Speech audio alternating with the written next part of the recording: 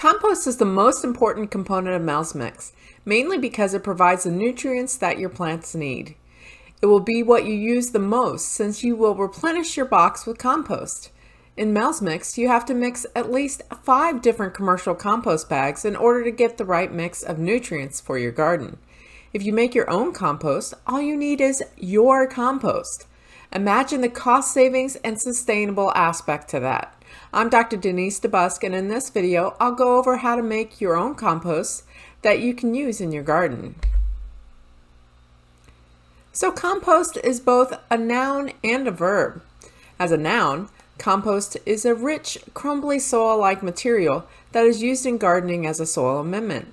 As a verb, to compost is to allow plant material to break down through the process of decomposition. In composting, you are recycling organic, carbon-based material back into the soil where plants access the nutrients. There are 2 forms of this breakdown process. One with air, aerobic decomposition, and one without air, anaerobic decomposition. Both naturally break down residues. Aerobic decomposition has no odor and it causes the organic material to heat up and microbes digest the plant material. Anaerobic is messy, smelly, and unwanted. It is essentially rotting. We want to avoid the anaerobic form and maximize aerobic decomposition. There are several types of composters. Stationary composters are often enclosed bins that you can add compost to all the time. Usually the finished compost filters to the bottom of the bin and can be removed a few times a year. They are sealed with a lid so rodents and other critters stay out. You tend to toss it in and forget it. Other stationary composters can be made out of concrete, wood, or wire, such as in the top photo, and may be open or have a top.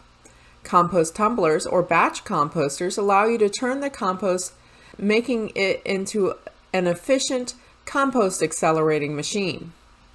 You can put in a batch with balanced ingredients and it cooks until it's done in as little as 4 to 8 weeks. It is the fastest way to create compost, but it needs to be turned daily and checked to see if it has enough moisture.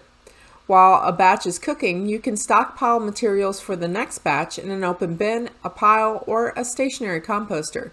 I had a compost tumbler that had 2 sides, one that is cooking and another that is filling.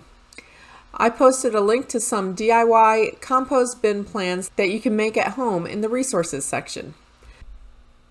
Vermicomposting is when you use red worms in bins to assist you in composting. The worms feed on food scraps, organic trimmings, and other organic matter to create compost. They break down this material into high-quality compost called castings. 1 pound of mature worms, about 800 to 1,000 worms, can eat up to half a pound of organic material per day. Red wiggler worms or night crawlers are the best worms to get for vermicomposting. It typically takes 3 to 4 months to produce usable castings. Vermicomposter bins can be kept inside the home, out in the garage, or in a shady area.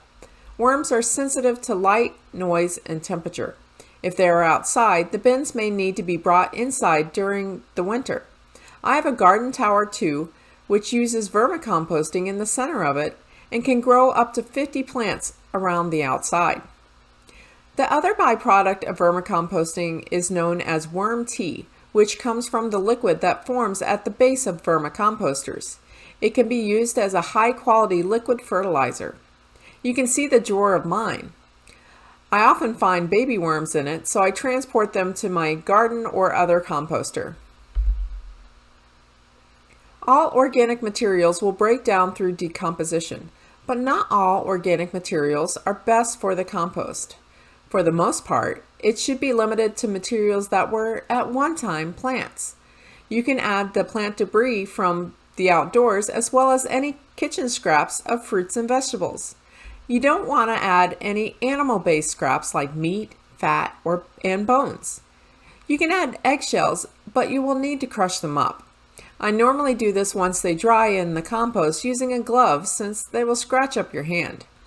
I have a plastic container in my kitchen that I throw scraps, spoiled veggies, and eggshells into so that I can take it to the compost bin.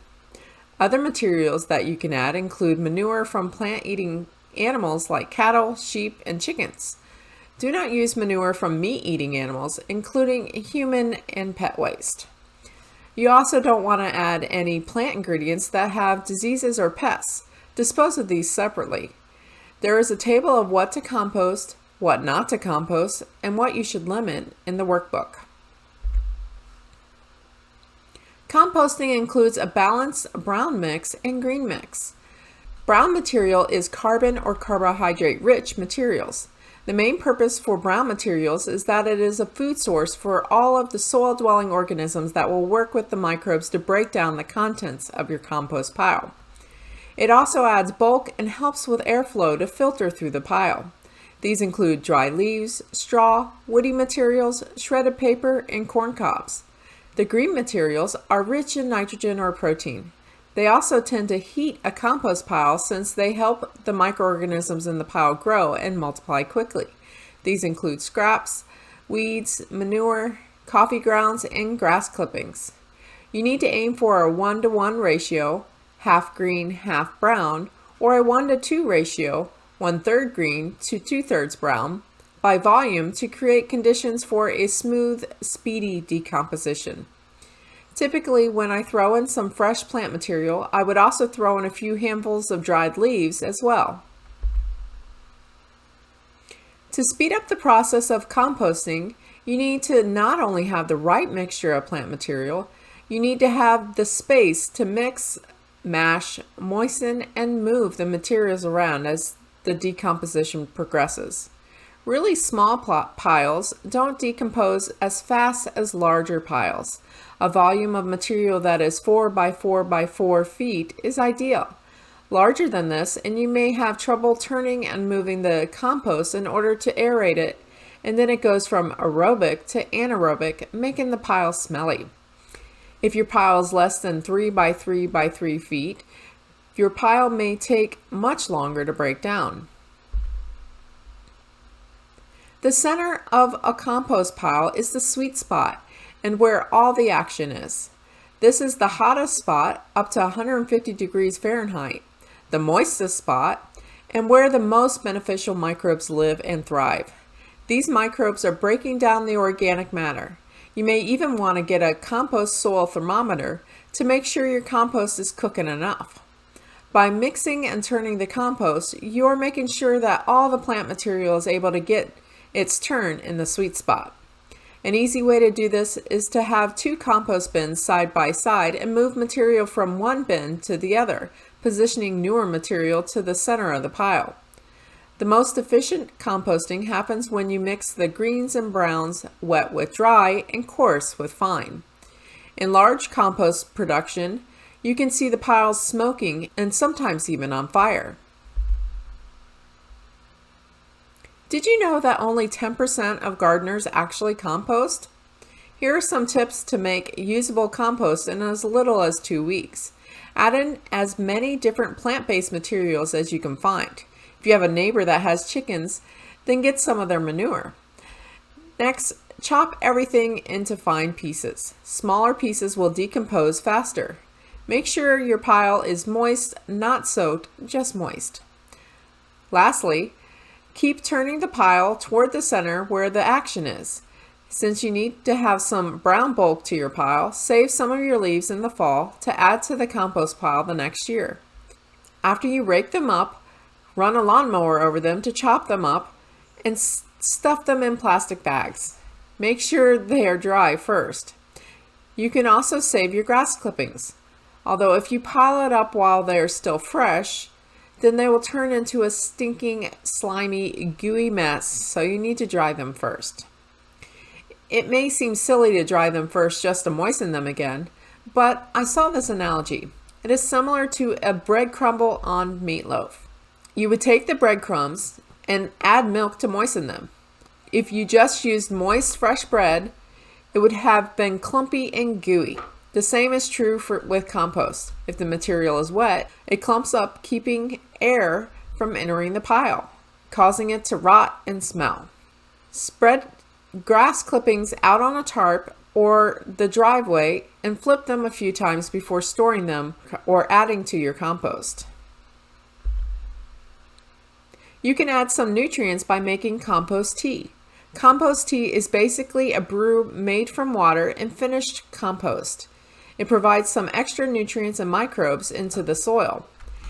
There are recipes that rely on aeration, like a bubbler for a fish tank, to force oxygen into the brew, and non-aerated tea that simply relies on water, compost, thyme, and a bucket. The simple way is to dump a shovelful of finished compost into a 5-gallon bucket. Fill the rest with water.